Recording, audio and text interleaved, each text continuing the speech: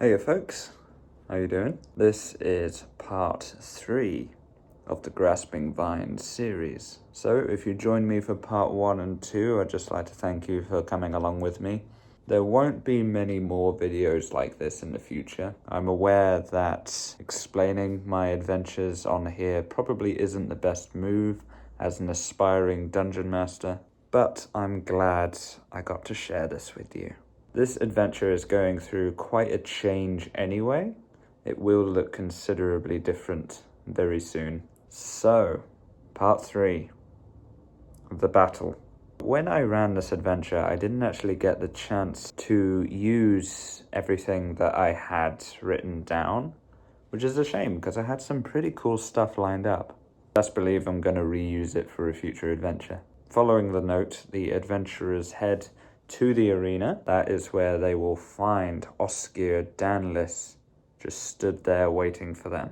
He will talk trash, he will put the players down, he will overestimate his own ability. That much was clear in the adventure I ran because they pummeled Oscar.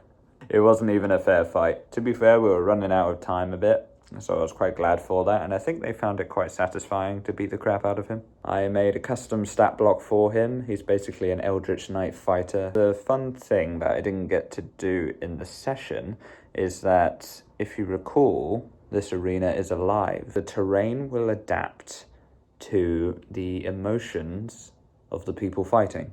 So what I was going to do is at the start of everyone's turn, I was going to ask them how their characters were feeling.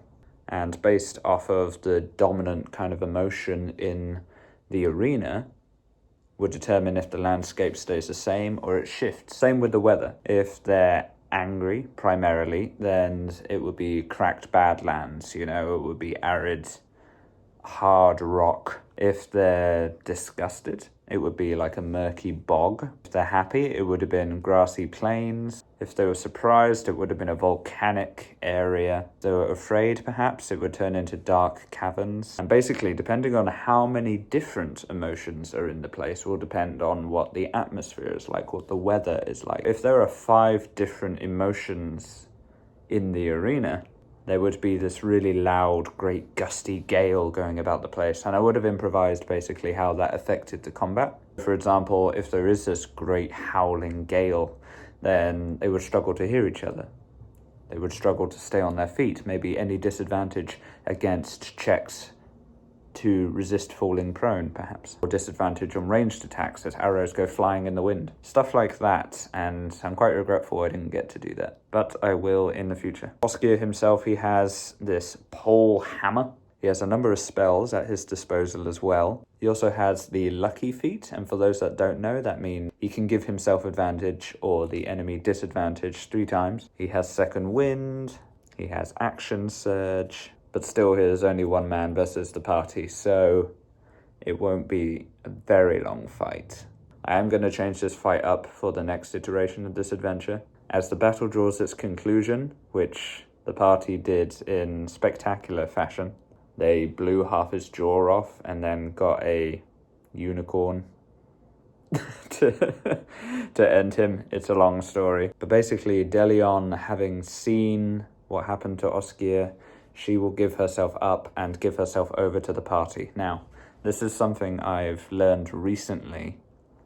I love to give the agency to the players for the ending. How they deal with Delion, in my mind, sets the course of history in this setting. What they decided to do, because I improvised a bit of a story with one of the players that her sister basically got the same treatment as this Richine Featherflight in that she got lost after having learned too much. They had a personal stake in it, so I don't know why I expected anything different. Delion got tortured horrifically. They removed her hand, and in my mind that kind of set the stage for what Slick Silver Arena as an establishment will become in that timeline. In that timeline, the Slick Silver Arena became this ruthless establishment that removed all their scruples going forward. So Crackeril really began to gain that edge against Rolk with these guys at the helm. And it's stuff like that. When I run the adventure again in a separate timeline, there may be a different conclusion. I've been writing this new adventure called The Crucible of Scoria. I love where it's going and I'm very excited to run it. In that one, there's a similar opportunity at the end to set the course of history on an even grander scale. If you live in or around Birmingham, come to Chance Encounters, come play the adventure, because you will get to decide the course of history for the world known as Terrala. That's right, the world. Slightly bigger scale. That is the end of Grasping Vines. The first iteration, at least. So, if you joined me for the full 3 parts, thank you for joining, thank you for listening. Thank you for joining me at a time in my content creation where it's pretty rough and ready. I won't lie to you. There's a lot I have to learn about this content creation business, and I appreciate your patience and sticking with me. I hope that this is the beginning of a wonderful journey. Got some fun things lined up for you. I think the next one is going to be an analysis of a book I recently read. If you're into a bit of spirituality talk, if you're into interesting books, come and join me for that. And of course, we will be back with more D&D content as time goes on. There may also be some gaming. There will be a lot. I have ADHD, so I have a lot of interests. Okay, ladies and gentlemen, thank you for joining me. I hope you have a wonderful rest of your day, and I will hopefully see you again. Until then.